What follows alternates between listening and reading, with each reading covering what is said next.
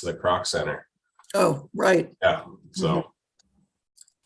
Well, it got resolved. I mean, it's a huge win for downtown. Yeah. And the community. Now we just need to get a mural on that wall. I stand ready to help and advocate in any way I can. I know I need to keep sending out reminder emails like, hey, you can still do this. Well, we can continue this because I want to talk when we talk about the mural, the maraschino cherry mural. So let's hold that thought, but let's call the meeting to order at this point, just so we can get on the record. Okay, we are now live streaming to YouTube. Okay, good morning. Today is September 14th, 2022. This is the meeting of the Salem Public Art Commission. It is 9:33 a.m. and we are calling the meeting to order. Welcome. With introductions, my name is Chris Darcy, Chair of the Commission. Susan Apak, Commissioner. Zach Hall, Commissioner. Spencer Emmerich, Commissioner. Keith Bondog-Wynn, Public Works Staff. Alan Dana with Public Works Engineering. Mark Weinstein, Assistant City Attorney. Welcome, everyone. Keith, did we receive any public comments that came in? Okay, hearing No public comment. Thank you. I'm looking for a motion to approve the consent agenda, the minutes of our August meeting and the agenda for today. Before we do that, I want to just clarify one point in the minutes, which I thought was just a little bit unclear. Okay. And at our last meeting, as we discussed the potential transfer of works from the estate Salem Public Library Foundation to the city of Salem, Zach raised some questions about curation of that collection, what that might entail. And I think the minutes should just reflect that everything in the library building, all art in the library building, was reviewed for a condition assessment and for whether any repairs were needed. If those repairs were needed, those repairs were made. And then all of the label copy was updated and refreshed and fact-checked, and it is in consistent style. So I just wanted to say that just so that it's clear and in the minutes. I will add that notation to the minutes. Great. Okay, is there a motion to approve the consent agenda?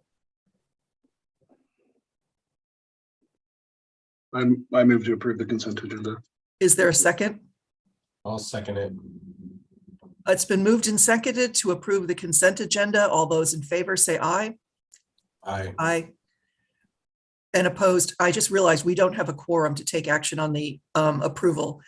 So let's hope that Paula is able to join us. Let's move into our discussion items and welcome Alan. And I will turn it over to you for an update on where things stand with the artists and their final proposals for the artwork at the operations building. Great. Good morning, everyone. And thanks for allowing a little time for an update. I'm happy to share some news with you all. I did communicate with both artists for the Public Works Operations Building, Brad Rood, who's providing the exterior sculpture, and Claire Burbridge, who's doing the interior artwork. And they gave me some updates on where they're at, and I have a few visuals to share as well. So I'm gonna see if I can get that up for you all here. Oh, hey Keith, can you let me share screen? Sure. Let's see, how do I do that? I'll make you a co-host. Perfect. There we go. Yeah. Oh, perfect. Nice. First time I did that. Okay, can everyone see that? Should be an image Oh, of yeah. the this Yes. is from the proposal from Brad Root for the exterior sculpture. So the update that he sent me was that he is complete with the wax forms or molds of all of these individual pieces of the sculpture, except for the bighorn sheep, and he's working on that now. So he should have all of the wax forms complete very soon. And at that point, I think he works on the interiors to get the inscribed images that are going to go on these pieces, and then they'll be ready to mold. So that's pretty exciting. He's made a lot of progress this summer, and he said he's really happy with where things are at, and he will share another update later this fall. So all good news there.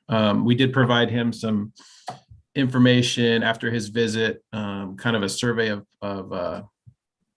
public works personnel about images or places that are things that they think represent Salem. So he got an extensive list there.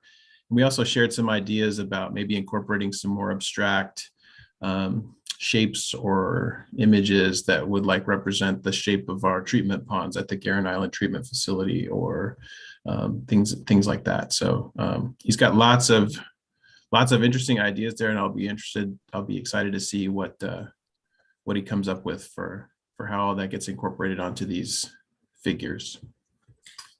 I like the idea of engaging the public works cohort of city workers. I think that's important for this kind of a project. I would definitely support the idea of using some abstracted forms in addition to something more literal. I just think you don't want this to be a kind of an animal with a bunch of words on it and nothing deeper. Yeah. My question is the beaver standing on a rock? Yeah, it's meant to represent like a stone that you would see in a river. Okay, I just couldn't tell from my screen. Yeah. What's the size? Oh gosh, it's don't quote me on this, but they're all life-size figures. So the whole thing, especially standing on, he's actually got a piece of granite from Northeast Oregon that this will all sit on. So the whole thing, I want to say, is at least 8 feet tall, maybe 9, something like that. So Yeah. It'll be a large piece. Other comments? I think it would be fun to ask him if he has any process photographs, that he might have a studio assistant could take of him, working on the piece. It would be nice to have those, just to drip some information out and, Sure. have for our records. Yeah, we can absolutely do that. Part of our agreement with him for progress payments is for him to provide photo documentation of the work. So we'll have that for sure. But I agree with the idea that getting some photos of the process would be great as well. So I will make that request. Great. Spencer, Zach, any comments, anything to add? Nope.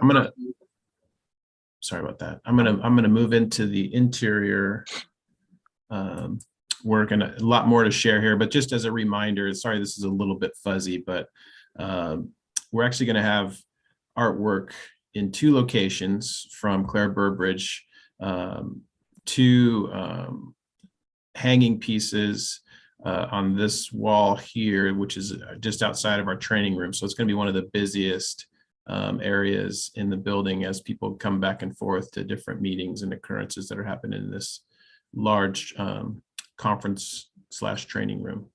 And then the other is right here along the entrance to the lobby, where she's going to provide a custom wallpaper that will be along that wall, really just inside the building, not in the foyer here like this line shows. So just a reminder of where the art's going to be. What Claire told me was after their visit, they took a lot of photos everywhere, but I think what she's kind of narrowing down for these 2 pieces in the training room hallway is going to be inspired by Bush Park and the white oak trees there. So she shared these are some of the photos that she's kind of using. She's got a lot more, but she just sent these as kind of representations of photos that she's using, I think, as reference or inspiration for those two pieces. So I'll just kind of go through them real quickly. And as you may or may not know, like a lot of what she, her artwork is kind of based on natural forms from moss and lichens and that kind of thing. And you wouldn't necessarily know that by looking at it until she tells you, but that's where a lot of her ideas come from. This is the last picture that she shared from that Bush Park work. So some really interesting, I think, ideas that will be cool to see how this comes out in those two frame pieces that hang there. And then for the wallpaper, she started that process as well. And these are some pictures that she took at Silver Creek Falls that she said she's kind of, or that are kind of basing her ideas there. So I'll scroll through those. I think there's one more there, yeah. And she has been in touch with our interior designer, and so started to kind of put it all together. So she actually has the actual paint color that's going to be the accent paint color in the lobby area. This kind of dark blue color, and then some of the material samples from our furniture and wall hangings. And so you can see she's kind of developing her wallpaper concept with those background colors in mind. So I'll just scroll through a few more here. That her wallpaper on the left? Yeah. Okay. Yeah. So there's kind of a close up, and she uses a lot of natural materials to actually create these images. So I think that's what she's showing us there. There's one more here. Yep. And her work is very elegant. If you haven't taken a look at her website, it would be, and she has an Instagram feed, you know, you can get a feel for what she's doing, but she definitely takes her inspiration from nature. What's her last name again? Burbridge, B-U-R Bridge.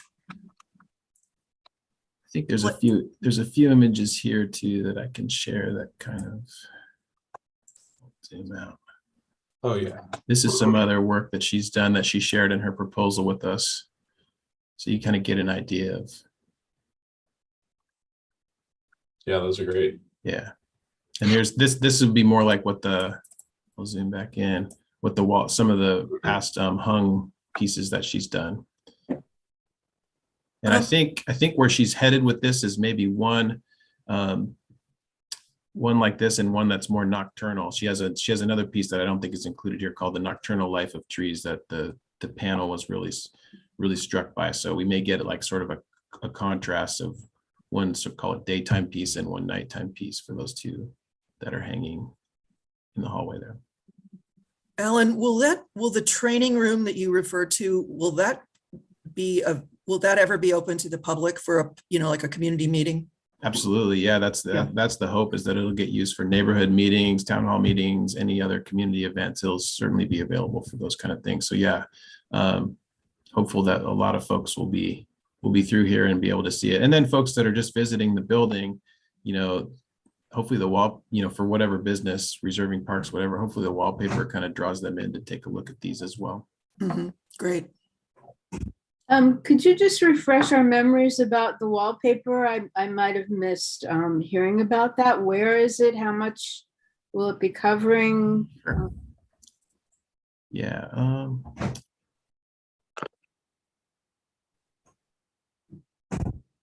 Sorry, bear with me here. Okay.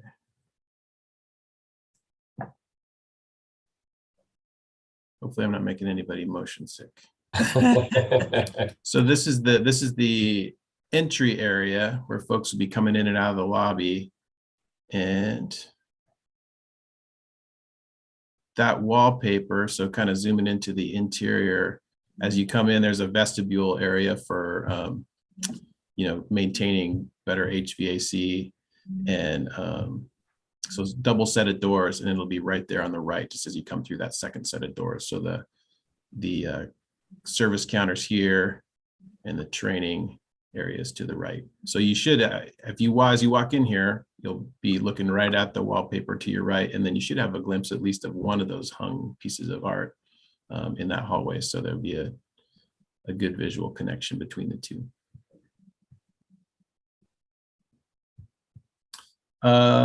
Just the last things about Claire there, or the update she provided me. She, like I mentioned, she started on the wallpaper design. She's got the colors kind of figured out, and she's working with the vendor that she works with to go into production to kind of get everything set up there. So I think in a good place, for us. Move-in is still kind of planned for July of next year. So I think everything is on track for these both artists to have things ready for that date. That's great.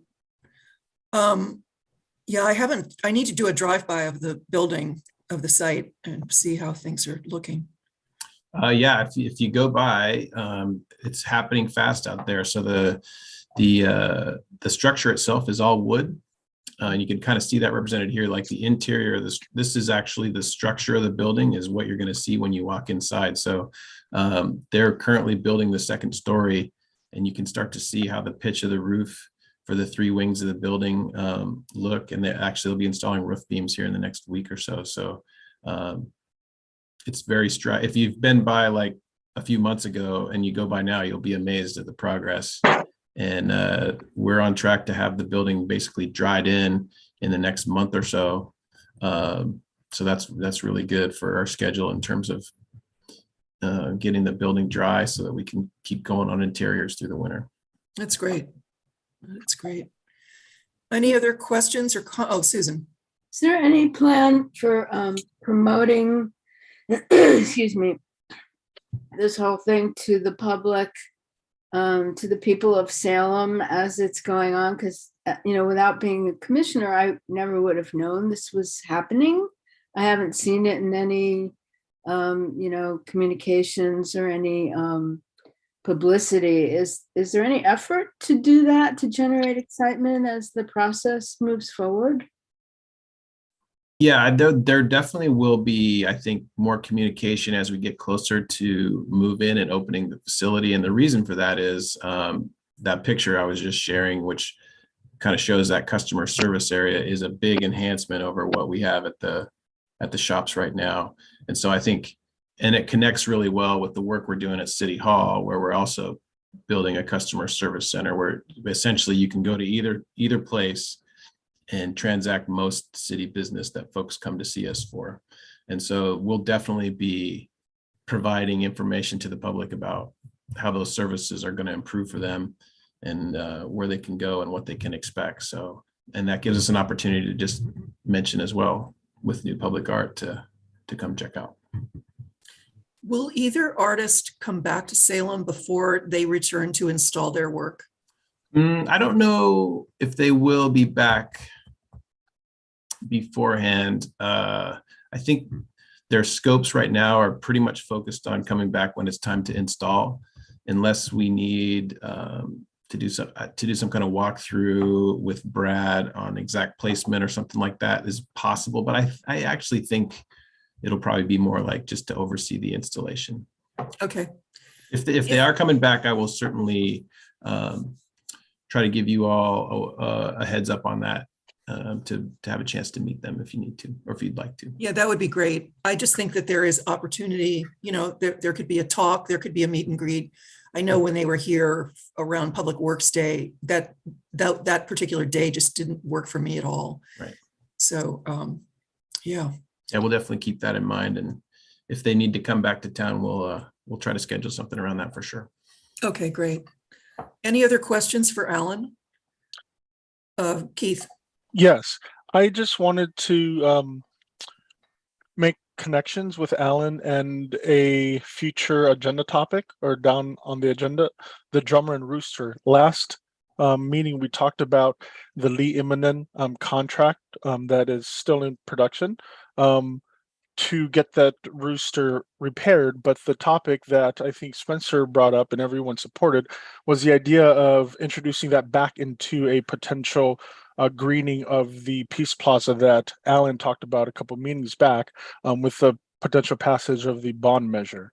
I just wanted to see if we can bring that conversation around in terms of how that would interact with potential Allen's project and current contracting. So Spencer, do you remember?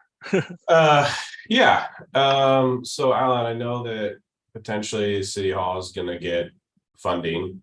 And we're looking at what's the name of it again? The Rooster, the drummer. The drummer. Mhm. Yes.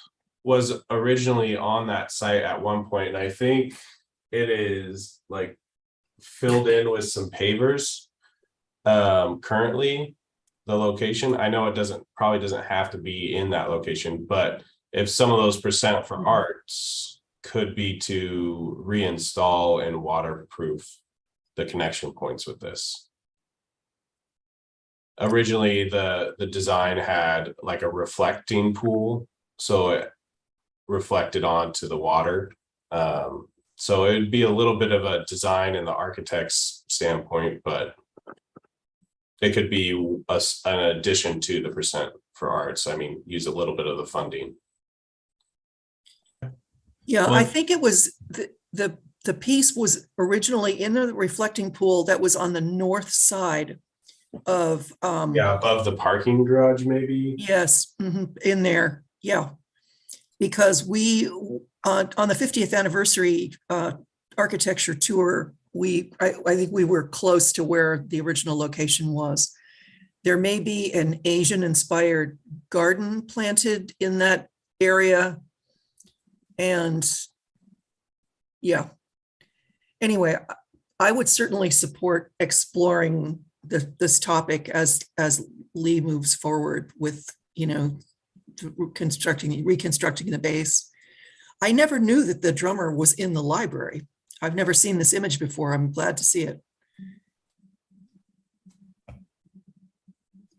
It looks oddly familiar to me. I wonder if I saw it at some point during my childhood.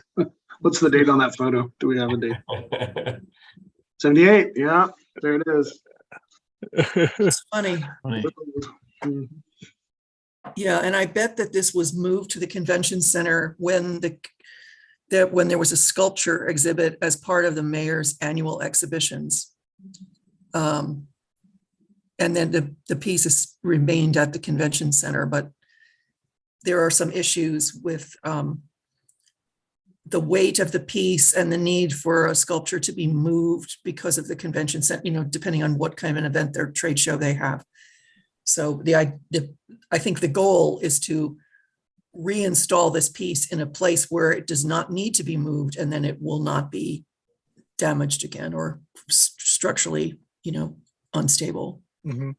And I believe there were two approaches by the artist, by Lee. One is to make it secure for re-entry into water, and the other was to design it so base would represent the reflection of the water instead. So I think there is a decision that needs to be made. I just don't know at what point in the process, Alan, will the artist be coming in if this was part of a future project?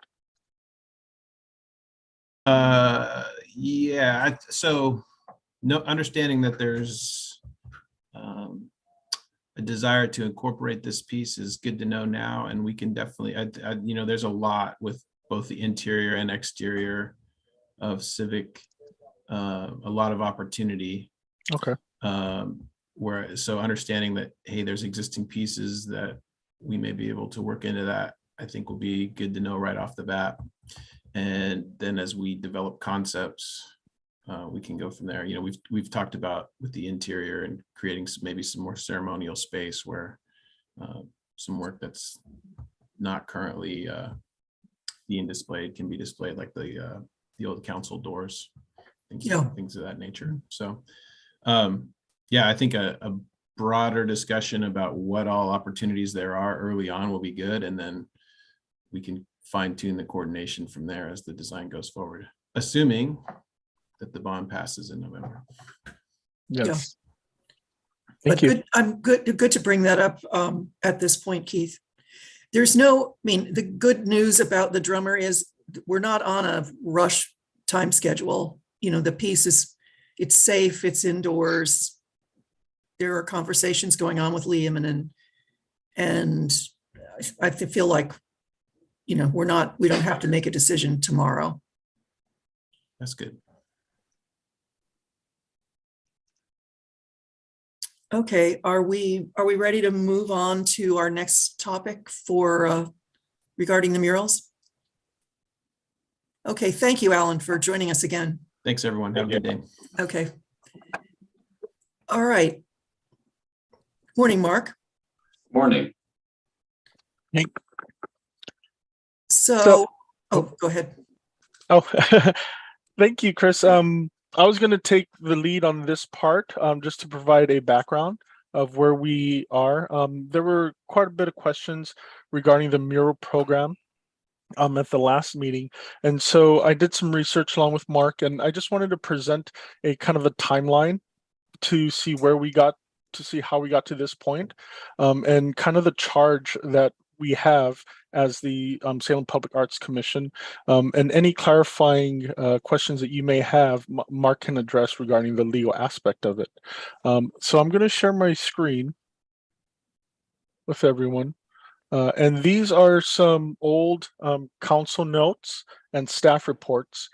So what I did was I just went through and got the highlights for you all. So back in September 2008, staff met with the local arts community, Halliford, Salem Art Association, local artists and art dealers, and the Oregon Art Series Foundation. Their input greatly assisted in reshaping the attached ordinance. In addition, staff consulted with and sought the advice of public art managers in Portland and at the Oregon Arts Commission in preparing this ordinance. This ordinance establishes the Public Art Commission, the Percent for the Arts, and the Public Art Trust Fund. And so this is just speaking to the point where if other municipalities or organizations were considered looked at in terms of establishing an art ordinance. And so this establishes the art fund or the Public Art Commission. And I found we found another document that pulled up some material as to why the public mural or the public mural program is separated in the first place and required an additional amendment to the code. And so what we found was that a majority of the jurisdictions within the state allow murals in historic districts, but do not allow them on historic contributing buildings. The city of Albany has a mural program, but has experienced significant problems regarding content. The city of Astoria has the most applicable criteria, but has experienced maintenance problems due to weather conditions. And so what we did was we took a look, the Historic Land Use Commission took a look at what was existing in the downtown area, and the proposal allowed for restoration of existing murals in the downtown area. And so the one with the Elsinore, it is not considered a public mural, but it was allowed to exist as a mural outside of it as a non-conforming use. Let's see what else. So currently, under the current code, a mural will be classified as a sign, I'm sorry. The proposed code will allow a path for mural to be approved as an artwork, but not as a structure building. The mural component was taken out of the current art ordinance. Okay. So this was the reasoning behind this was to pass the art ordinance, but remove the mural portion so that we could create a program for it. And so this program that we have now is a result of that ordinance. And some of the guidelines, I just want to reiterate, are artistic quality, compatibility, maintenance, public safety, duplication costs. But diversity is one of the items. And we talked about, I believe, the car mural application. And I know you all do not have the full packet because it hasn't been set out for public hearing yet. But one of the items says whether the work of art promotes a broad range of artistic styles and media and maintains an overall balance within the public art collection. Diversity includes work of art that are varied in style, scale, and media that range from experimental to established art forms, and that are produced by artists from assorted backgrounds and ranges of experience. All things being equal, preference to Oregon artists will be given. Keith, can I ask you a question? Yes. So I was asking a lot of questions at the last meeting about why murals need to be made part of the collection. Okay. That's the part that seemed like a disconnect for me. In your initial up above, I think you might be showing me the answer, which is that the authority of SPAC is limited to the city's collection. So is that why it's an awkward, it's kind of an awkward thing to like take a mural into the city's collection when really what SPAC is doing is providing the review function to make sure that the mural and its application meets the requirements that have been set out. So that was the, at least from my point of view, that was the question I was looking for clarification on. Is it necessary that the city, acquires this mural? Got it. Or does city council want SPAC to perform the function of being the reviewer for whether or not a mural meets these code requirements? I think that review function makes tons of sense. I'm not as clear on whether or not it makes sense to bring murals into the city's permanent collection, because it sort of, I don't know. That implies responsibility, curation, management. Got it. Okay. Cost permanence, which the code itself sort of is like, well, it's a period of years, and then maintenance requirements are actually the responsibility of the property owner and the artist. And so that's the part I'm just, in an ideal world, I would just strike that, like, we're not, why do we have to make it part of the city's permanent collection, I guess is my question. And maybe the answer is because that's the way this authority was written for SPAC in the first place. But maybe, Mark, I don't know if you have. And I think, yes, the answer is yes. SPAC's authority is defined within Chapter 15, and it includes curation of the city's public art collection. And so what Keith was explaining is there was an examination of different ways of doing this, and what the city council really wanted was to make sure of a few things. One, that there was an opportunity for public engagement of murals. Okay, these aren't signs; these are public displays of some type of artistic expression. And before these go up, they wanted there to be an opportunity for public input. So there needed to be some type of a public hearing. They also wanted to make sure that there was a requirement that these things were being maintained, that they were expressions of some artistic quality, that there was some control over the quality of what was going on, and that they fit within our community. And so there needed to be an opportunity for a review. There needed to be an opportunity for public input. And then they wanted to make sure that there was some requirement of maintenance and curation of these, which we, through our process and our deed, require that the person who is proposing it maintain these things on behalf of the city, and gives the city, by being in our collection, the authority to go and say, hey, you're not maintaining this work of art as is required in our easement, do so. And then if they don't do so, ultimately gives the city the opportunity to remove the piece of art. Mm-hmm. So the short answer to your question is yes, it does need to be part of our, the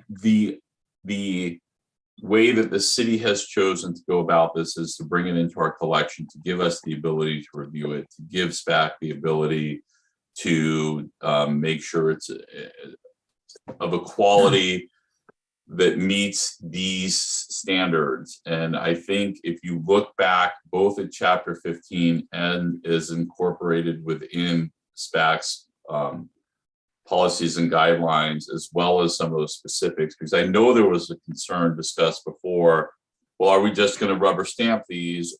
If not, do we get to a point where this becomes a barrier? And I think the answer is no, it's not a rubber stamp. But SPAC is charged with looking at some things within its guidelines of promoting diversity. Also is in chapter 15 and its guidelines promoting original works of art. And one of the things that it really, the guidelines emphasize is looking at the diversity as well as general support and advocacy for the item. If one of the things that city staff works really hard at is bringing in people from the community to discuss what they feel that this work of art represents or could represent, and whether or not they feel that it reflects their community. It's why we have a public hearing. It's why we require the proposer to be prepared to answer those charges when they come in to the meeting. So That all makes ensuring, sense. yeah, okay. So I'm totally tracking all of that. I think what it highlights for me, and is something I think we should, as a group, talk more about is, if that's the frame, which is that these are being made part of the city's collection, and this is a broader conversation that's obviously including the library's, request to merge their collection with the city collection and the broken website and, blah, blah, blah, blah. There's a need, I think, to address directly sort of who is administering the collection, which how does that work? How is the collection being managed and curated, and how is it being made accessible to the public so that people know where it is, know how to see it? And that, I don't have the answer for that right now, but I think, is that SPAC's job? That seems a little bit beyond the authority of SPAC, and to make it effective and practical, it probably requires staff. So I'm just going to raise that as like, I understand this frame. I'm comfortable with it now that you've explained it, and I think it points to the additional need for curation and management. If the frame is we're taking these things into the city's permanent collection, we are taking responsibility for them as the city. We are doing all of these criteria to do all the things you just said, which is to drive public, diversity and comment and awareness. And so then we need to fulfill the other half of that commitment and really make sure people can find these things, know where they are, that they are part of the city's collection, that this is part of Salem's commitment to public art. So I'm agreeing. I'm sort of in rabid agreement with you, and then I'm adding my advocacy for what I think maybe that some additional. And interestingly enough, Commissioner, I would argue that the public's murals are the most visible of the collection because they're accessible 24/7. Yep. They're out in the public. Other than being in the general area of the city where they're at, there's really no other requirement. One of the things that's in our guidelines is visibility for the public. They can't be. Yep. And so I just want to make sure everyone knows that the city's owning, that this is part of this. This this good movement that the city's on. Yeah, I agree totally. So I'm going to raise kind of a hypothetical situation. So let's say that I'm a building owner. I go through the process of getting a permit to create a mural. The mural is executed. Everybody's happy. My 7-year period of time is up, and I decide that I'd like to paint a different mural on my building. I'd like to refresh the look, or I'm going to create an opportunity for a second artist to be able to use that space. Would the city at that point deaccession the original mural in order to let that building owner who's fulfilled his or her 7 years create a new work of art, for the neighborhood, for the public to enjoy? I shooting from the hip, this issue hasn't come up.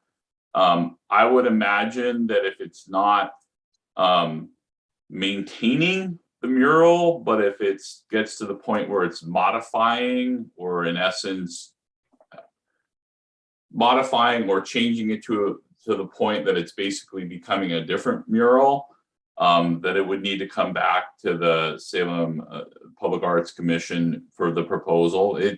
The mural is ours. And so what goes up is our piece of art.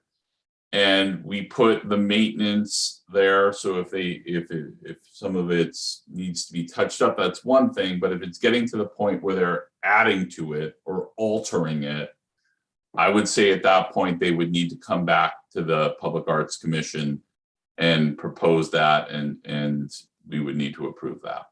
Okay. I mean, there are mural projects that literally are painted differently every year. And that's the way the project is set up, so that there's constant new content for the public to enjoy. And obviously there are murals that do not turn over in that period of time, but right. And again, I guess, Commissioner, that it would go back to what SPAC approved. If the artist concept was, here's our foundational piece, and we're going to do this each year, and this, then we've approved that. That's different than having a piece of art that initially represents, a couple of vehicles, and then down the road wanting to substantially change that, and that hadn't been approved by the commission. I would suggest that would be something that the commission might want to have an opportunity to consider. I think one of the things that we're hearing from the broader community is that there is a real interest in more in mural development in Salem. People are confused about the process that they have to go through for whatever reason. People are interested in seeing whether or not the city could create some financial incentives to develop murals. I mean, maybe put some matching funds, available on the table. And definitely there's interest in getting work outside of the downtown core, into different neighborhoods. And just looking at the development of the new street intersectional art project, where there's a very low threshold for engagement and participation. It's driven by the neighborhoods. People are excited to have a lot of different kinds of people involved. And, we would like to be able to make the mural process as welcoming and as easily, completed as the street art stuff. And Susan, if you didn't know, Mark was part of the original Grant neighborhood street painting project. But what else would we like to hear from Mark about this morning as we prepare for, looking at the special hearing for the Maraschino cherry mural, and then looking at the other two requests that have come in? But Susan, you had your hand up. I just wanted to second what you were saying about the community and the excitement that's been generated, excuse me, and the support for the street art program. And I was kind of really intimately involved in sort of helping to craft the language that went into the code changes, and was kind of curious about, never really got an answer on. There had at one point been a section that identified a definition of community art, and that had been, sounded like that was going to be a bucket that could open up the possibility for community murals other than just the street painting projects. And then that was stricken from the final language. And it was, what I was told was that it was so that we could get that street painting program going. And it was great because it was a relatively fast process, I'm understanding, for the city to be able to move that through. And we did get that rolling. And now there's, from what I'm hearing, 7 murals that are going to be painted on the streets, which some are already done. And Salem, Travel Salem is giving money for that. So there's a lot of excitement about that. And my neighbors and other people that I've talked to in the community are anxious to be able to to approach murals in a similar way as community projects. And I'm wondering where that, how could that happen within what we're talking about here? So I wasn't involved in the street art project, so I don't want to speak to that. I want to come back to just a notion and leave it at this. I know there are some terms within the mural program, like that we need to have an easement. That's specifically done to make sure that the city has the ability to look at the piece of art, have access to it, make sure that the person who's building it is actually consenting to this. But when you look at the process itself, the process is Keith and his predecessor before that spent a lot of time getting our forms more streamlined, getting the packet more streamlined, helping people understand the process. And the process really boils down to tell us what it is you want to do and tell us where it's going and show us that whoever is authorizing this has the legal authority for it to be there. I'm moving aside the funding piece and that issue of whether or not there is money available to support artists who want to do murals. I don't have answers for that. But as far as the process itself, the city establishes the public hearing, puts out the notice, tells the people who are coming forward what information needs to be there. And really, how do I put this? It's not a, here's what you need to go do it. It's a, here's what you need to do. We're here to help you get this achieved. And we will do the heavy lifting. And as I mentioned before, that public hearing is really just because we want public involvement. We want these community members to come forth and say, here's my community. They support this artist. Let's do this. Here's what we're proposing. SPAC, what do you feel about it? And give SPAC the opportunity to look at it and say, hey, we think this is wonderful. Hey, have you considered this? Would you be amenable to that? And have that dialogue as a community. If there are some things within the process that the community is feeling like are hurdles to doing this, then maybe that's some discussion to have on the staff level, and maybe there's staff tweaks to have it. But again, the process is designed to make sure that there is a balance of a certain level of quality together with a design to promote diversity and original works and creations of art that are going to stay in our community for a long period of time. So to promote community input on it. So that's the process and was the goal of the process as it is. If there's going to be changes to the process, that would need to occur with ordinance changes. And possibly some changes within SPAC's policies and procedures if that's necessary. I don't know the issue regarding the funding piece. That's not something I have answers for. Okay, I have another question that's because it's going to come up in a month. And that has to do with applications, mural applications that come in for pre-existing works.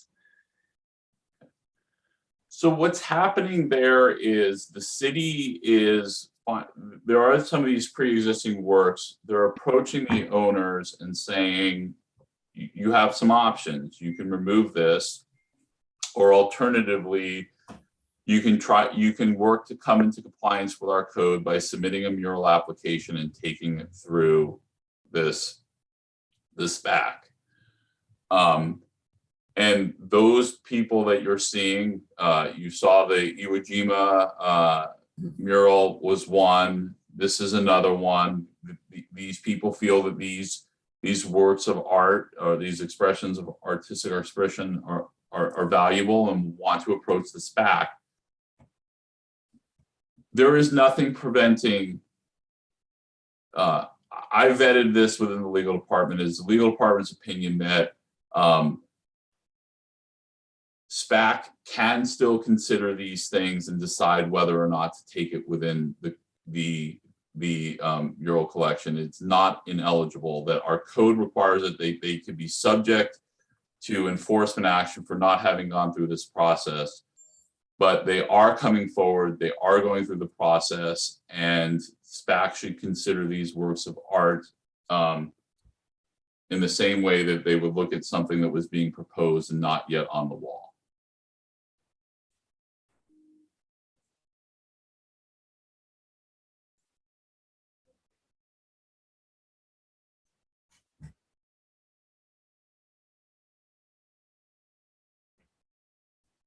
Thank you, Mark.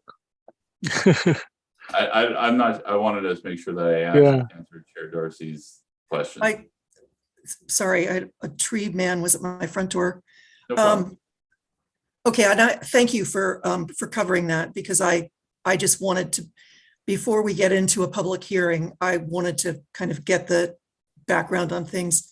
You know, I think overall, just from comments that I've heard out around town, if we can all do a better job of kind of letting people know what the opportunities are, like we'd love more murals, building owners and funders, and then to the artists who want the opportunities, let them understand that right now, SPAC, we're not a broker here, you know, between a building owner and a local artist. But just helping them understand that the interest in getting the work made is there. Right now, there's no funding. There's no training for people who want to be better mural artists, or how to, you know, what kind of equipment's needed and what have you. There definitely is no professional development for the artists here in Salem. And then, you know, I do think there are plenty of buildings that meet the criteria for high visibility. They may be underutilized, you know, like some of the big old cold storage buildings in West Salem, but they could be incredible sites for works of art, you know, if all the pieces came together. Any other questions for Mark this morning? All right, well, we'll look forward to the special public hearing for the proposed Maraschino cherry mural. And Mark, I'm sure that you'll be joining us for that. I intend to be there, yes. Perfect. And just so I know, not letting any secrets out of that, I don't want to call it a script, but a script was put together before we put the public hearing, had the public hearing for the Iwo Jima mural. Darcy, do you still have that available to you? I just want to make sure that that's available to you as well, so that. Oh yeah, I would. Okay. I'd look forward to using that script. I will have to see whether I saved it in my personal files here, but I'll take a look at that and I will let Keith know if I need it again. No, that's it's extremely useful, like critical to managing that process. Does anybody else, any other of the commissioners have any questions for me? Otherwise, I'm going to step out of the meeting at this time. Thank you. Thank you, Mark. Thank you, Mark. My pleasure. Thank you.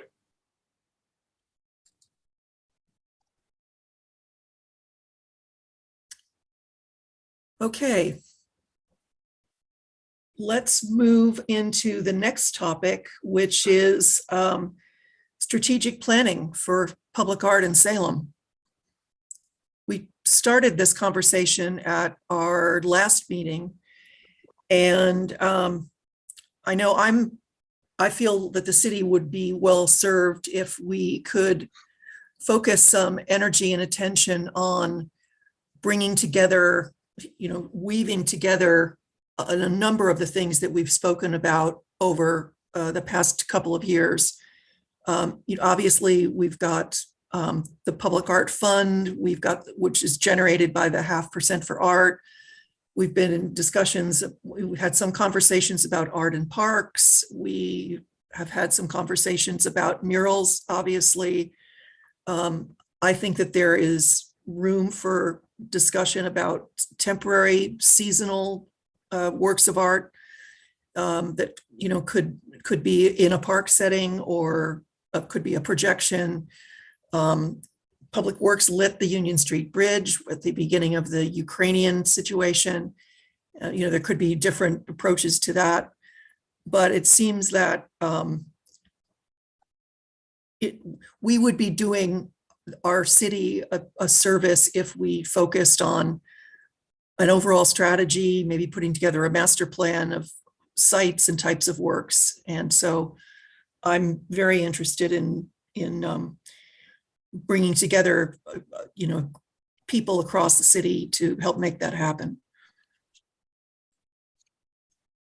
Any thoughts from others on this?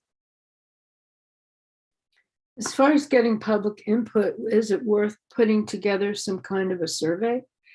Excuse me, with questions, about whatever it is that we feel could direct the planning process. I think a survey would be useful. Several years ago, we did a public meeting around the mural topic and held it at Pringle Hall. It was very well attended. I know the city has some policies about in-person meetings, but I think we could start with a survey. I think it would be good to have a focused, and we've got too many things on the agenda this morning, but to have a focused SPAC discussion, looking at what the city's current vision document includes and does not include. There are very few mentions of art and culture in that vision document overall. So, maybe starting with some visioning would be a good way to start, and getting a community conversation around a vision for public art. We are the capital city of the state. Chris, that's a great segue, because I spoke with Courtney. I invited her to this meeting to provide a kind of like an update or background on the last effort, but she was unable to make it. But she is scheduled for next month's SPAC meeting, and at that meeting, she would like to discuss or even do a set aside some time for some visioning. Just some general questions. How she sees the landscape is that there are existing documents and plans and proposals. For instance, the Comprehensive Parks Master Plan, who has the Parks Association behind them, Parks Foundation. And so there are items that are already existing. And so kind of her vision, or her thinking, is to develop a vision, an overall vision, and finding out what kinds of strategies and objectives we would need to implement, and with whom they would have to work with in order to do that kind of implementation. And so I just wanted to bring it out, put it out there if SPAC was interested in having Courtney come next month. And how much time would you like to put from the meeting towards this visioning exercise? I think it would be useful to engage Courtney. For those of you who don't know her, is her title sort of special initiatives in the city manager's office? Strategic initiatives. Yeah. So, and I'm sorry, Chris. She did, however, say that this was like if we were to do after the visioning, if it was deemed that we want to get a real community perspective, we would have to go out to contractors, because we don't have the current resources for that kind of effort right now.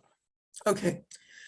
I do think it would be useful to do a review of all of whatever the relevant documents are. So if there's a parks master plan, if there are, looking at the city's capital projects, plan that would inform us about, what would be going into the Public Art Trust Fund, things like that. Okay. What Public Works has going on, things like that. And I also think that, the city is one body, but this is the state capital. There are other public arts stakeholders who are making significant investments, like the state of Oregon, the Oregon Arts Commission. Those would be, other part of the state capital folks, to look at what does the ecology for public art look like? And then that might also help us to, determine who some key stakeholders are. The community of artists overall, architecture firms based and working in Salem, people who are, making decisions about big open spaces owned by whatever. But yeah, well, I would think if we could spend an hour with Courtney next month to get this started, does that make sense to people?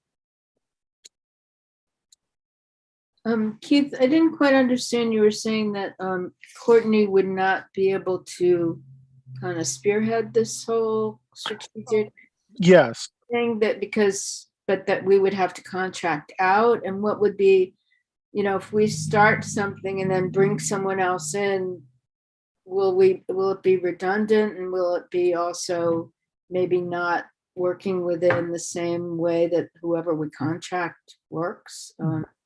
Well, my understanding, Susan, was that Courtney would come and get, glean this ideas from you all, and kind of develop a visioning.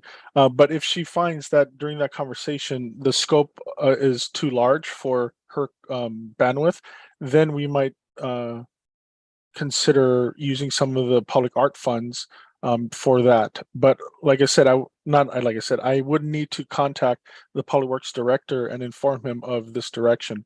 One of the concerns that Courtney had was that, is this even part of the purview of SPAC in terms of a community-wide visioning, or is that outside of what is established in just the the ordinance? So that's part of the visioning. Does that make sense? So it's sort of a preliminary look. Yes. Do we really need to do this, or? Correct. Okay. Zach, you had mentioned that you have a lot of experience with strategic planning. What are your thoughts about? Well, I think there's a need for the city to have a community art vision. It's not clear to me that we have one. I would be very interested in having Courtney or any other kind of resources involved. And I obviously am on the commission now. I'm happy to help. I've been taking notes over the last weeks on, how I would approach it. So I'm happy to offer up that kind of thinking when the time comes. Whether or not it's in our purview, I'd be interested in having Courtney's feedback on that question. Whether or not if SPAC is not in the, is not authorized to do that kind of work, then I guess that would put us in the position of advocating for it to be done by whoever, at the end of the day, any kind of vision, mission, strategic plan document that has funding implications, which this almost certainly will, because to move any real initiatives forward, it's going to require expanded arts funding. It's going to have to be a city council initiative at the end of the day. So at some point, someone with more authority is going to have to vote on this thing. I don't personally, it's amazing what you get done if you're willing not to take credit for it. I don't have a dog in the fight, I guess, about whether or not we're the ones making the plan or we're the ones advocating for the plan to be made and providing input and feedback on that. It's sort of 6 1 half dozen the other. So I'm So the short answer to all that is yes, I'm extremely interested in having a sort of city vision for public arts, expanding public arts funding and access, which is, I think, the two things that we are talking about all the time, right? How do we get more artwork out, and how do we ensure access to that artwork through awareness, mapping, digital channels, physical channels, communication channels. Like, these are the things we're talking about. Those are the two things we're talking about in all of these meetings. More art, how do we get access to it? So it's not, and I think that would be the foundation of what I would want to talk to Courtney about next week, is to say, how does the city get more art and improve access to it? There's probably some, straightforward approaches to answering those questions. I think we could do a little level setting. Do we all agree that community art's valuable? Do we all agree why it's valuable? There's a gazillion resources you can look up that'll give you varying reasons why it is valuable, but they're usually somewhat the same. They have sort of civic, cultural value, identity value, and economic value, which sets the stage nicely for partnerships, right? Like, why is tourism interested in funding public art? Well, because it makes the city nicer. So it's about creating positive momentum, which has real economic implications, positive economic implications for development of civic space. So that's a long-winded, I'm starting to monologue, so I'll stop. But This is great. One quick thing is, I am working on a test fit on a city in near Portland, Fairview. A part of their design review for new buildings is you have to have a certain amount of points to then apply for design review. And so there's points for plazas, there's points for articulation in the building. Some of the easier points are sculptures and murals. Now, I don't know, maybe Keith or Chris, I don't know about seeing any of those in Salem, which would incentivize developers of new projects in the city to fund art pieces. And now they don't have to be extreme, but it would be, maybe a $50,000 art piece here, a mural there, something to incentivize people with money investing in the city to have to bring art into the city. Maybe that's something to look into. Oh, Yeah. definitely. So can you explain that just a tiny bit more? So to qualify for a design review, just walk me through that part one more time. So say you're doing an apartment building, let's say the Nordstrom location, for example. There's a certain set of standards that the city requires you to design to, whether there's some setbacks for entries, there's awnings to cover the sidewalks, any of the number of those things. In this design review, in this specific design review, some of the points were for art specific. And so let's say a piece of sculpture was worth 1 point. Mural was worth another point. And that would go into adding up to a total of 10 points. And that means you pass, if you get nothing. Yeah, and then they review what you're bringing the public benefit to that location and review whether or not you have passed and met those requirements. Yeah, that seems like a narrative that if any developer's not aware of it, pushing that awareness would be great. Yeah. Right? And on the developer end, not to make this sound bad, but in most cases, doing a piece of art is going to be cheaper than doing an entire plaza. Totally. Not that we want to discourage plazas or have anything. But it also, they still have to make up the other 8 points if they're going to get a piece of sculpture and a mural out there. So, Spencer, you mentioned that it was through the City of Fairview Design Review. Have you seen it at other municipalities? I can ask around. I'm sure I've seen them. I can't think of any specific, but I can send you the one I'm looking at right now to kind of give you an idea of what that might look like. that'll be great, because I can see this. I mean, if we have a visioning and SPAC decides, well, we want we want new development to have some kind of artistic influence on the community, that could set a strategy for plans review and engineering or something like that. Makes the Okay. steps a little bit easier for everyone. Yeah, exactly. Okay. The city of Portland might have some requirements like that. And I'm thinking maybe other communities in Washington County, possibly Beaverton or Hillsborough. Yeah, I would assume so. Yeah. I can't make, possibly the city of Eugene, but it would be very interesting to look into this kind of stuff. Well, and especially with the city's push to get more density, there are going to be more apartments, more, mixed use buildings going in. And those are all opportunities, because those are going to be multi-million dollar projects. If you ask for $50,000 in artwork, that's not very much. Right. Yeah. I mean, you think about the redevelopment of the Union Gospel Mission greater block area and what that's going to mean for downtown. A lot of opportunity to think about the kinds of incentives that will just add value to the whole project. Yeah. Susan? Keith, just going back to your question about how much time to allow for Courtney, I think, a good chunk of time would be worthwhile, but also I'm wondering whether, first of all, whether that should be a separate meeting from the commission meeting, if depending on what the agenda is for the meeting. And also, should we wait until we have new commissioners?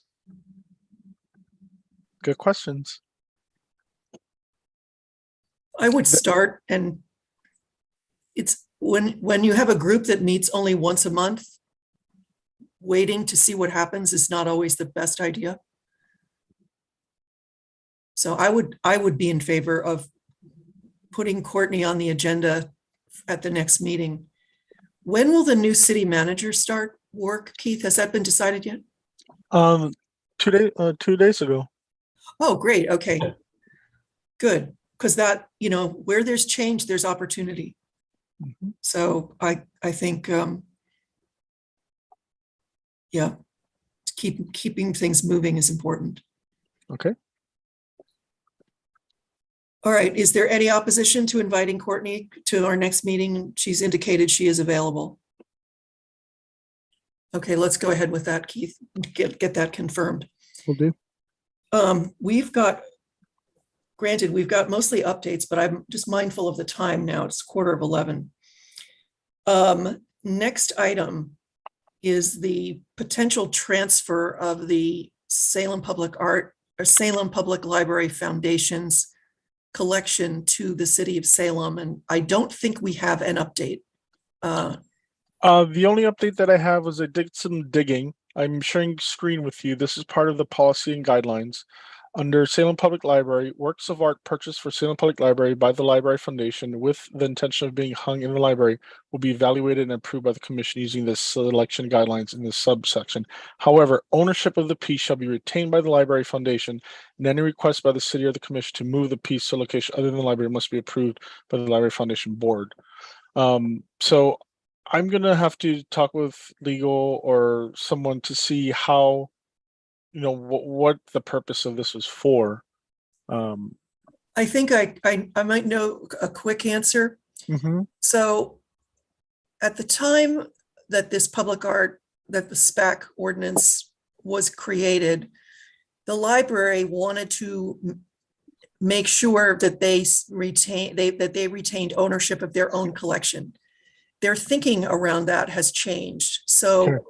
If this transfer moves forward, which I believe it will continue to be proposed to move forward, then this ordinance will need to be amended.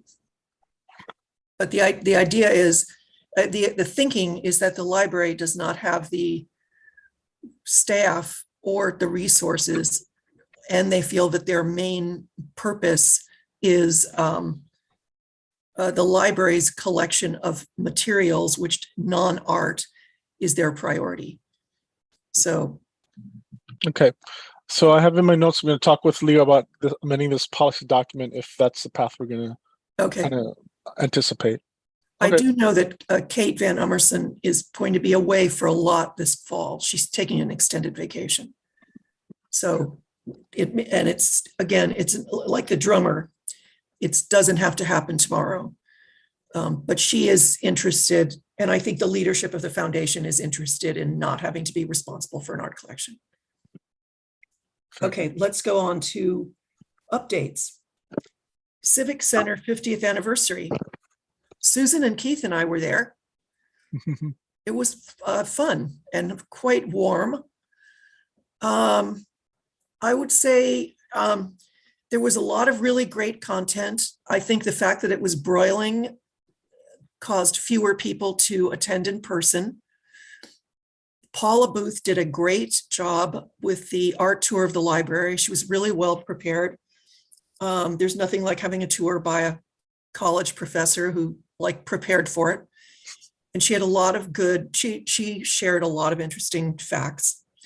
I really enjoyed the architecture tour with Ian McKenzie from Docomomo.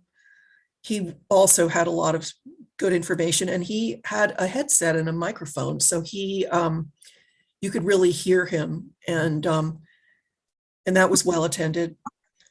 There was a military band that played in the atrium of the Civic Center. They were really good, actually, and they would be a good group to get if we ever needed a band again. They were quite good, and the acoustics in there were actually much better than I thought. So, as the Civic Center thinks about activating spaces, using that that covered space would probably be a good idea. I know the state capitol folks had they brought a lot of giveaways. They had a contest that was fun. I didn't win in either pair of the socks that were based on the carpets in the House and Senate chambers. I had never seen the socks before. I really wanted to win one, but I did not. And then because I was kind of involved with the tour stuff, I didn't get into the Laux Auditorium for any of the performances. But I wish that there had been more people there, but I've gotten some feedback from people who suggested that maybe if the art and architecture tours could be repeated periodically, like once a quarter, something like that, more people would have a chance to take them. The building tour, it was great.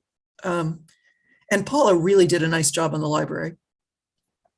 So Susan, you were there. What do you think? Yeah, it was, again, it would have been really nice if there were more people there.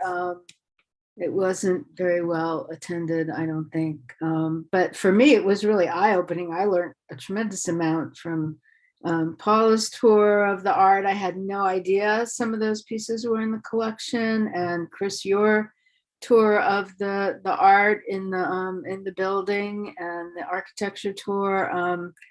Yeah, it was great. I think that some of the publicity when I read about it, it didn't sound that exciting. So if I were just a member of the public that wanted to come, I don't know, maybe there needed to be a little bit more oomph to the publicity.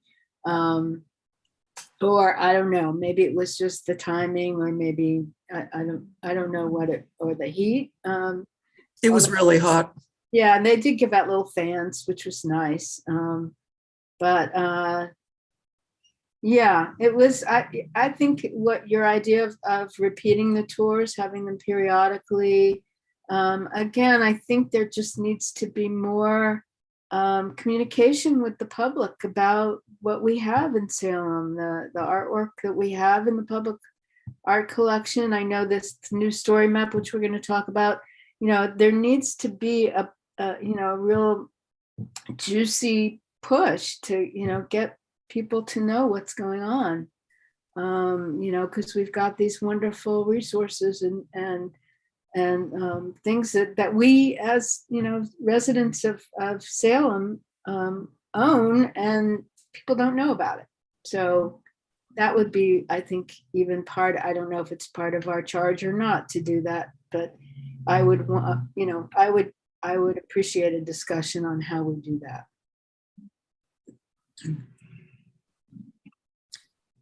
Yeah, I think that would, I think just building community engagement around some of these art and design issues would be interesting.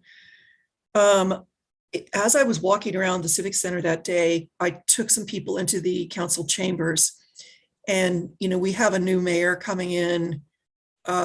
He'll be making some decisions about, would he like a work of art in his office, or, should we refresh the pieces that are in the council chambers? But I think there'll be opportunity to have, some conversations with some of the newer city council members about some of these art issues.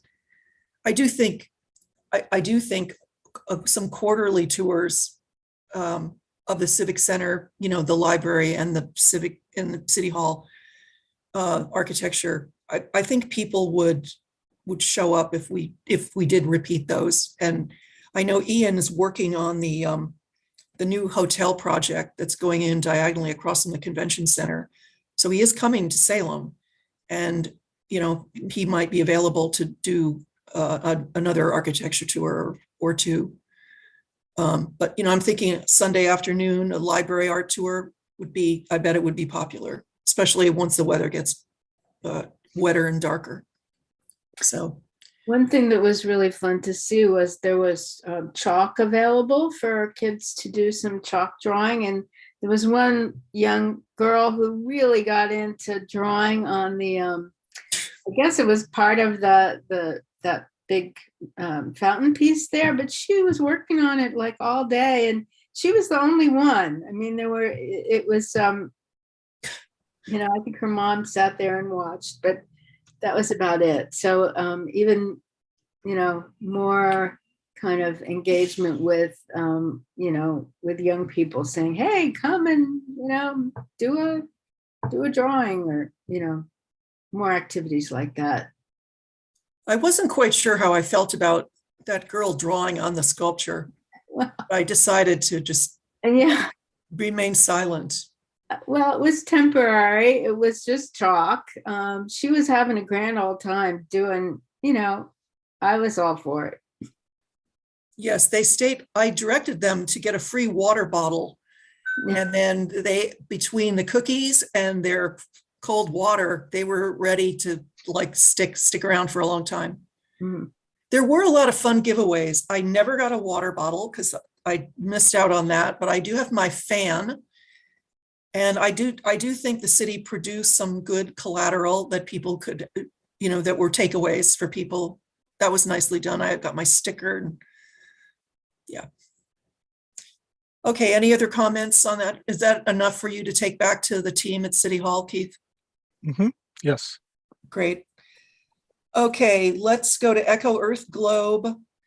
I can just quickly update, and this is the reason that I asked whether the Globe was fully designated as a local historic resource, is because the Salem Parks Foundation submitted a proposal to a competitive funding process that ultimately will be decided by the Oregon legislature, but there's a cultural capital projects funding process that's managed by the Cultural Advocacy Coalition of Oregon.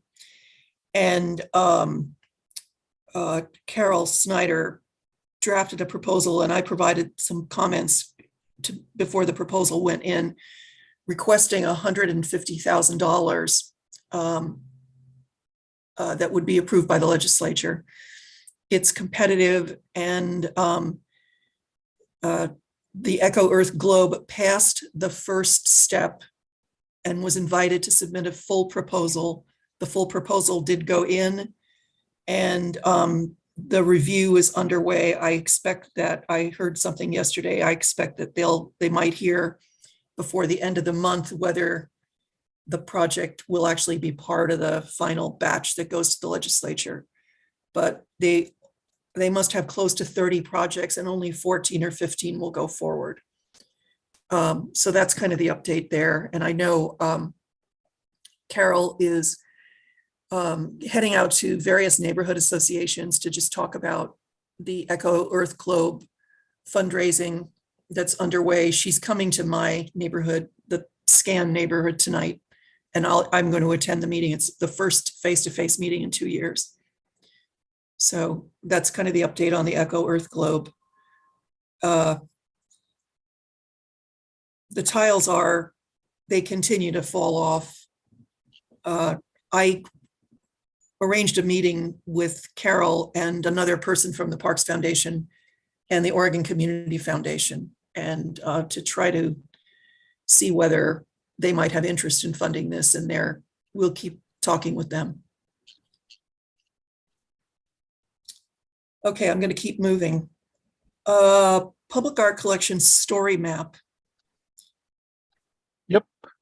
I just wanted to show you, Susan, that our website team was able to embed the map within the website.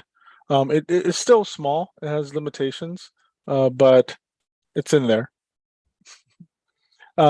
We talked last time about creating possibly a QR code that we can stick on a sticker and place on existing pamphlets that we already printed that go out.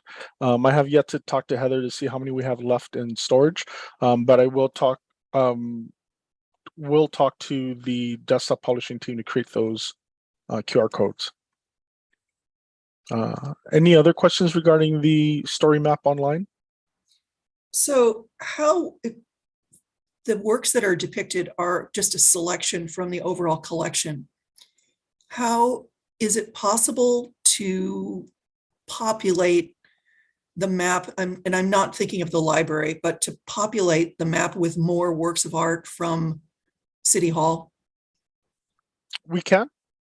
I think that would be good. And one of the other things I noticed when I was giving those tours is that it would be good to update the labeling of the artworks in City Hall to line up with the format from the library collection.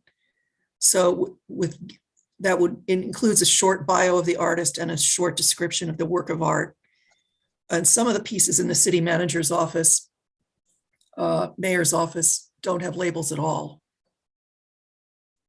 So it would be good to just do a kind of an assessment of what needs to be labeled, and then over time just update the labels so that they're stronger, more content, especially with new personnel coming in. Okay. Can you also, Keith, just remind me of the name of the new city manager? His name is Keith. Oh, So how it's handy. easy. Keith Staley, Stahley, Staley. Okay, great. Not gonna forget that one. No, that's good. And he's coming from the city of Olympia. Yeah. I think there's a meet and greet event sometime in October. Am I right about that? I'd have to check on the calendar. I think the neighborhood association, Scott, sent that information. That would be good to know. Maybe he could be introduced to us at our next meeting, just like, hi and good morning. Okay. Olympia has done some interesting things around art and downtown development. So I'll look forward to hearing more about him. Mm-hmm. Chris, would you like to invite him? Absolutely. Perfect. I can do that today. I'll send him an email. I'll copy you. Perfect. The date for that meet and greet is October 3rd from 5:30 to 7 in the police department community room. Oh, I've never been in the building.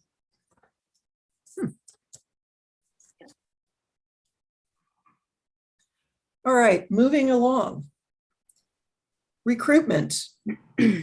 Sounds like there are some applications in place. Keith? Yes, so there were 6 applications that were received since March, and I forwarded them all 6 to the mayor and selection committee for review. There were a few that were part of the arts community. There are a few that were educators, and a few that were, didn't really match any of them. So they were still forwarded because there is a position for community wide. And so once that gets, their names will be selected by the mayor and the selection committee and then offered to the city council for approval. What's the timeline, Keith? The timeline is today is the meeting with the boards and commissions appointments meeting. I'm not sure what, I believe next month they would be making the selection and sending it out to the council for review. Okay. All right, fingers crossed. Let's keep going. Potential field trips to see what other entities are doing with public art. I did reach out to Eleanor Sandys at the Oregon Arts Commission about just, getting together, potentially looking at a broader Salem public art, tour map, getting more engagement. I mean, there are some very interesting pieces on the state level, and she's open. They just made a new hire. She got a promotion, and so her old job got filled. And I'm particularly interested in seeing the new building that the state treasury built over by the old Costco building. And I've heard that there's some interesting public art there, but I don't have details, but I'd love to be able to get inside. So, yeah. And then we could update her on the public works, building, what's going to happen there. And I think it's just good to, share information. It would be nice to put together a really good tour of public art across the city. There are pieces that could be on a bicycle route. There are pieces that could be on a pedestrian route. Might be something that Travel Salem would be interested in helping to promote. I'm sure Stacy Nally at the Capitol would be eager to get involved.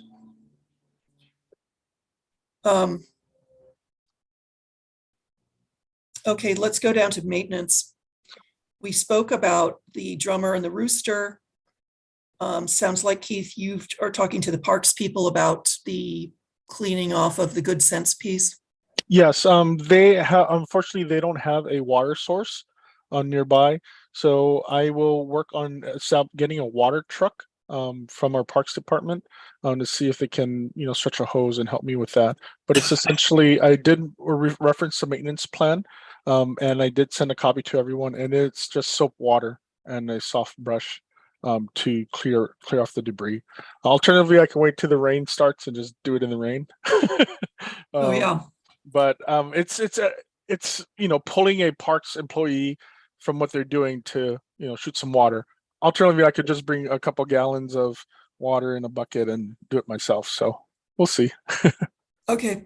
I haven't had a chance to, I haven't been in that park on foot. I drive by a lot, but I haven't been over there close up. Okay. Okay. So let's talk about new business. We've got the public hearing for the proposed mural set for September 26th. And we do need a quorum for that meeting. So I will reach out to Paula, and I just checked my messages. I haven't had any message from her about like, I'm running late or I got stuck somewhere. So I can reach out to her personally and just say, can you confirm that you will be there? Keith did set aside 2 hours for that meeting. I don't believe we will need 2 hours based on the last public mural that we did for the Iwo Jima flag piece out on Turner Road. And as Mark mentioned, there is a script. There are portions of the public hearing that are timed, like the proposer gets 5 minutes, I can open it up for public comment for X, and so on. So I do think if everybody could please try to be there, we can't take action unless everybody's there. And we'll move through the process, expeditiously. Keith? Chris, Susan provided me asked me some questions when I sent out the new the public hearing, the special public hearing, and I just wanted to see if would you like to provide them an update as to why a special public hearing was called and the circumstances around that? Oh, sure. So I'll call him the proposer, a proposal for a mural was submitted to the city, and the artist involved is Blaine Fontana, who actually was the artist who did the Chemeketa Parkade mural in downtown Salem. He's a pretty sought after mural artist and does work all over the state. He had proposed, he, not fully understanding what the approval process was, he went ahead and scheduled the mural execution to happen the first week of October. And in my estimation, the location, which is outside the downtown area and closer to the state fair, would achieve one of our goals and the city's goals of having public artworks in various parts of the city. So when Keith mentioned this to Courtney, she suggested that in order for the city to potentially take advantage of this proposal and the project, that we could hold a special public meeting, which would, if this mural is approved, the original schedule that was proposed could go forward, and a major work, which is going to be privately funded, would be able to go forward, which I thought was a good idea. And so that's why I asked Keith to move forward with a special meeting rather than if we waited, the window of opportunity would have closed by the time our October meeting is being held. Is that? That's perfect, Chris. Thank you. Okay. And may I step you through the process of, from there, like the materials I'm producing and what's next on the list. So what he did was, according to our bylaws, I needed to post this for a public hearing within 30 days. Including the public hearing or notice is what we're going to do, where it's going to be located, and how the public can provide comment. What I explained to the applicant is that we're going to send this out to the neighborhood association. So if you would like to do outreach at that time or before then, within 30 days, contact your neighborhood association, your counselors, people around your neighborhood who support this project, so they can provide comment before or at the meeting. Basic information was provided. This is the actual building. It is off Fairgrounds Road, Woodrow. I think this is the donut shop. I know where that is. But what it is, it's at the northeast intersection of the railroad tracks, and so the railroad tracks will be traveling through as well. The major concerns that I have, not major concerns, but the requirements are, it cannot be a front-facing facade. And so what we see is this building. This is a warehouse, so the main entrance is actually across of the street, and so should be approved as well. It has public access because it is along the street, and you can see it 24/7. So what I have to do is by this Friday, the 16th, because at least 7 days before the public hearing, I'm gonna produce a packet which is going to contain more information than this. Parts of the material, the application packet that they sent, will be redacted of personal information and contact information, and that application will also be present for them to review. So the reason why I don't send it out ahead of time is because it's only fair that the public and the commission get all this information at the same time. And so you can look forward to that. once we hold the public hearing on the 26th, the commission can at that time choose to approve of the mural, and the artist can start work immediately, or the council or the commission can ask for, can wait and approve it at a different time pending certain requirements that they meet, or conditional requirements. So that's kind of the process. And Blaine did email me this morning, and I told him of our process, and I invited him to the meeting, and he said he would love to be there to answer questions. So this is essentially a forum for the public, the neighbors, to provide input as to this. I think that the chair of the Northeast Neighborhood Association is Lynn Takata, is artist Lynn Takata, who I would think would be supportive. I think it's great to have something out in that kind of industrial area around the fairgrounds. But I'm hoping that some of the folks who've been asking for more support for murals will testify positively at the public hearing. And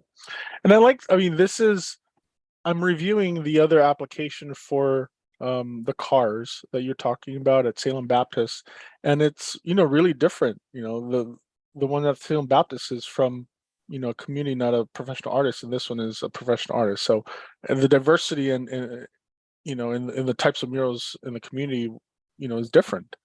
So right, I think Blaine he's a very experienced mural artist. He's a very friendly guy. And I don't know how this happened, but I do know, I think some of the stone fruit growers in the gorge got some murals going in the Dalles, and Blaine Fontana may have been part of a couple of those. Some of them are agricultural based, design motifs. And but I think it's great for this part of Salem. I would love to see more of this stuff happening. And I don't know what the budget for this is. Susan. I'm just curious that since it's has the name of the company on there that owns the building, why is that not considered a sign rather than a piece of art that will go into the public art collection? I don't know whether that's a legal thing. I mean, I know that there's a whole sign code and that things can't have, words and promotion. I don't know. I was just surprised to see that has the name of the company on there. I mean, I think it's a beautiful mural, but. So, well, I guess I'll have to look at the drawing more carefully. It's the Cherry Growers building, right? It was Oregon Cherry Growers, and then it got bought out by Pacific Coast Producers. So it is a sign on the building, but this is too large to be considered a sign, and it's not on the front facade of the building. Similarly, if SPAC chooses not to accession the cars mural into the collection, then it would be considered a sign, but it will not fit sign code because it is too large. And so it would need to be painted over. The application for the cars one is different in that they have an existing painting. They would like to expand it in the future to include different models of cars. So that's their thinking as to how it'll progress.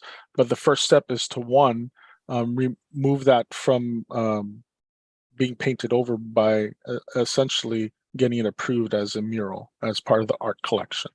And so that's where there's distinctions in quality and artistic, and then even now you mentioned the signage aspect of it.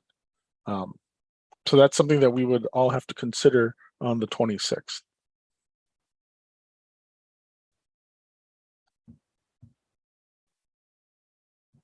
To me, the name of the company is not prominent. mean, it's there, but it's a pretty small scale. I emailed the hearing notice to Lynn Takata already and received a response saying she received it. But no public comment has been received thus far. Okay. All right. Can we, should we move on? I suggested to Keith that we might keep a kind of a list of thing, you know, with possibly a schedule for when things are going to happen. So we don't have a schedule in place right now, but some of the things I suggested were, as we talked with Alan this morning, you know, what's going to happen at the Civic Center should the bond be approved. And Alan actually mentioned, you know, the potential of reinstalling the Wayne Taysom bronze door reliefs. That could be part of that bond process. We talked a little bit about, okay, we need to keep the drummer on the schedule. And then Alan confirmed that the Public Works Operations Building is going to open in July of 2023. So that kind of gives us, you know, a little bit to think about. Does that sound reasonable to keep, you just keep a kind of a running list of stuff? And hopefully we're not going to have more repairs. I did get a note, speaking of repairs, from someone who noticed that the Guidance of Youth sculpture in Bush Park had been cleaned. And nice that somebody noticed and took the time to send me an email. All right, we've got a few minutes left for commissioner comments. Anybody would like to offer any comments? All right. Is there any further business to come before us? All right, unless there's anything else, I am going to adjourn the Public Art Commission meeting at 11:19 a.m. Thank you. Talk to you all on the 26th. Yes. Great day. Yes. Bye-bye. Okay, bye.